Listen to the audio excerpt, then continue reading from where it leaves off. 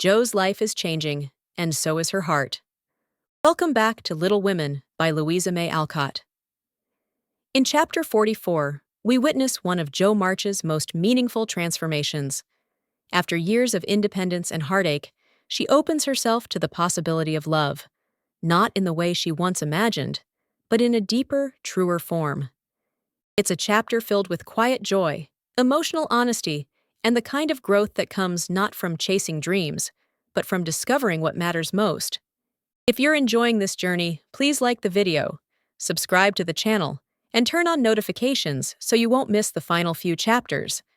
And don't forget, you can still receive a free full-length audiobook at https://obsidianriver.com/gift. Chapter 44. My Lord and Lady. Please, Madam Mother, could you lend me my wife for half an hour? The luggage has come, and I've been making hay of Amy's Paris finery, trying to find some things I want, said Laurie, coming in the next day to find Mrs. Lawrence sitting in her mother's lap, as if being made the baby again. Certainly, go, dear. I forget that you have any home but this. And Mrs. March pressed the white hand that wore the wedding ring, as if asking pardon for her maternal covetousness. I shouldn't have come over if I could have helped it, but I can't get on without my little woman any more than a weathercock can without wind, suggested Jo, as he paused for a simile. Jo had grown quite her own saucy self again since Teddy came home. Exactly, for Amy keeps me pointing due west most of the time, with only an occasional whiffle round to the south, and I haven't had an easterly spell since I was married. Don't know anything about the north, but am altogether salubrious and balmy, hey, my lady? Lovely weather so far. I don't know how long it will last, but I'm not afraid of storms, for I'm learning how to sail my ship. Come home, dear, and I'll find your bootjack. I suppose that's what you are rummaging after among my things. Men are so helpless, Mother, said Amy, with a matronly air, which delighted her husband. What are you going to do with yourselves after you get settled? Asked Jo, buttoning Amy's cloak as she used to button her pinafores. We have our plans. We don't mean to say much about them yet, because we are such very new brooms, but we don't intend to be idle. I'm going into business with a devotion that shall delight Grandfather and prove to him that I'm not spoilt. I need something of the sort to keep me steady. I'm tired of dawdling and mean to work like a man.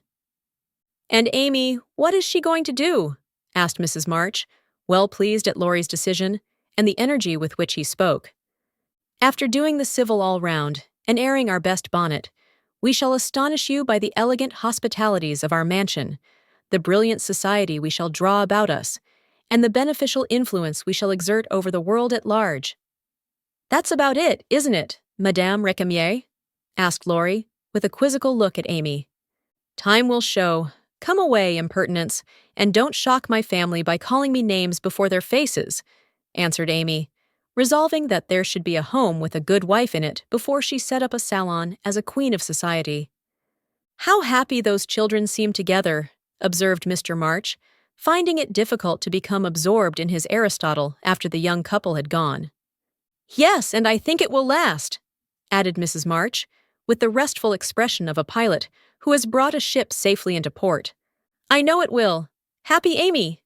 And Jo sighed, then smiled brightly as Professor Bhaer opened the gate with an impatient push. Later in the evening, when his mind had been set at rest about the bootjack, Laurie said suddenly to his wife, who was flitting about, arranging her new art treasures, Mrs. Lawrence, my lord, that man intends to marry our Jo. I hope so, don't you, dear?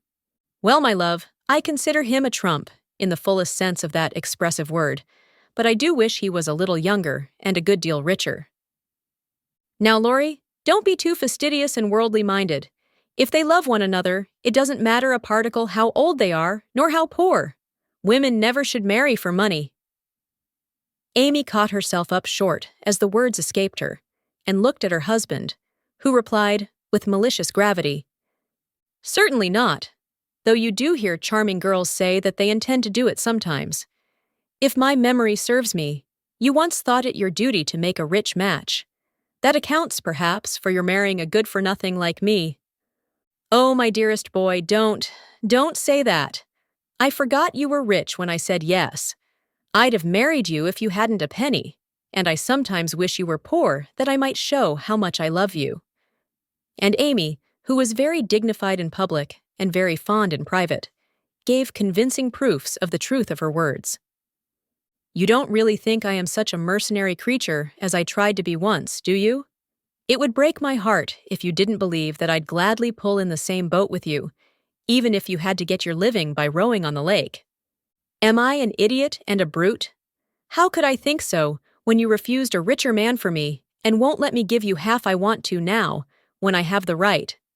Girls do it every day, poor things, and are taught to think it is their only salvation. But you had better lessons, and, though I trembled for you at one time, I was not disappointed, for the daughter was true to the mother's teaching. I told Mama so yesterday, and she looked as glad and grateful as if I'd given her a check for $1 million, to be spent in charity.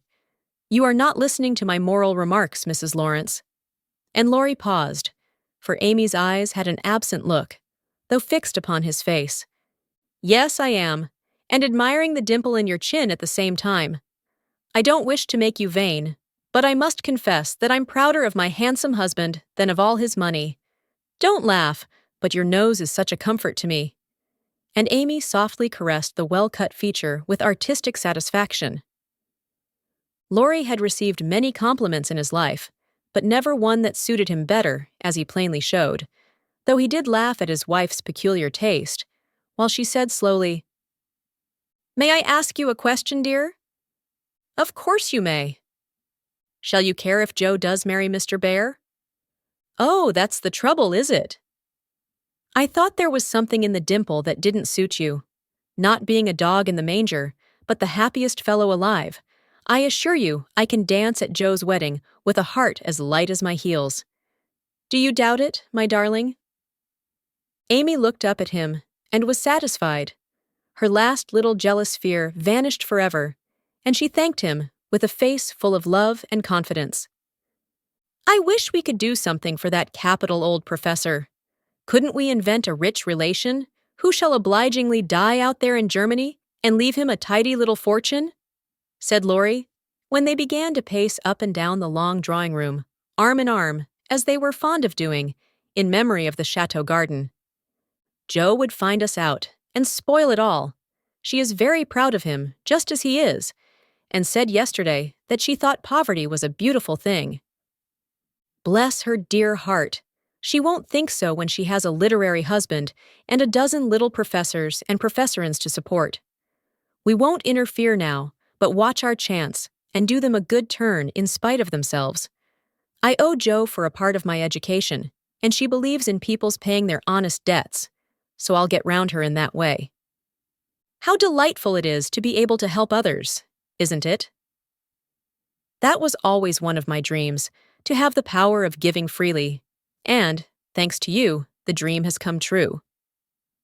Ah, we'll do quantities of good, won't we? There's one sort of poverty that I particularly like to help. Out-and-out beggars get taken care of, but poor gentlefolks fare badly because they won't ask, and people don't dare to offer charity. Yet there are 1,000 ways of helping them, if one only knows how to do it so delicately that it does not offend. I must say I like to serve a decayed gentleman better than a blarneying beggar. I suppose it's wrong, but I do, though it is harder. Because it takes a gentleman to do it, added the other member of the Domestic Admiration Society. Thank you, I'm afraid I don't deserve that pretty compliment. But I was going to say that while I was dawdling about abroad, I saw a good many talented young fellows making all sorts of sacrifices and enduring real hardships that they might realize their dreams. Splendid fellows, some of them, working like heroes, poor and friendless, but so full of courage, patience, and ambition, that I was ashamed of myself and longed to give them a right good lift. Those are people whom it's a satisfaction to help, for if they've got genius, it's an honor to be allowed to serve them, and not let it be lost or delayed for want of fuel to keep the pot boiling. If they haven't, it's a pleasure to comfort the poor souls and keep them from despair when they find it out. Yes, indeed. And there's another class who can't ask, and who suffer in silence. I know something of it, for I belonged to it before you made a princess of me, as the king does the beggar maid in the old story. Ambitious girls have a hard time, Lori, and often have to see youth, health, and precious opportunities go by, just for want of a little help at the right minute. People have been very kind to me, and whenever I see girls struggling along, as we used to do, I want to put out my hand and help them, as I was helped. And so you shall, like an angel as you are, cried Lori, resolving, with a glow of philanthropic zeal, to found and endow an institution for the express benefit of young women with artistic tendencies. Rich people have no right to sit down and enjoy themselves, or let their money accumulate for others to waste.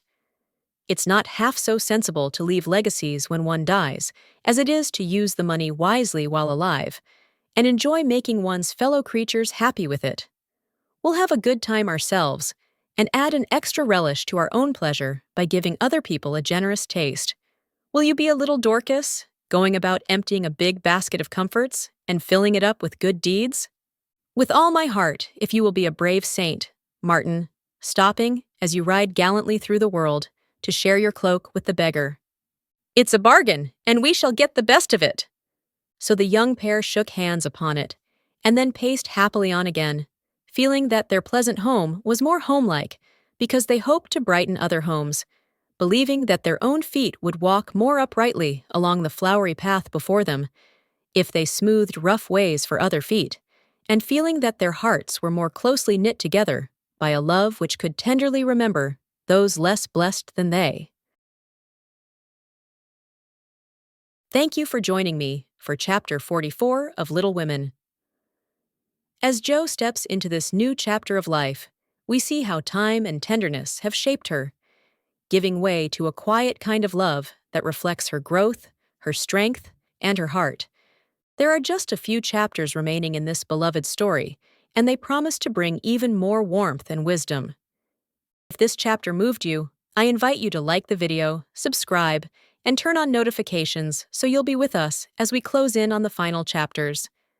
And don't forget to claim your free full-length audiobook at https://obsidianriver.com/gift.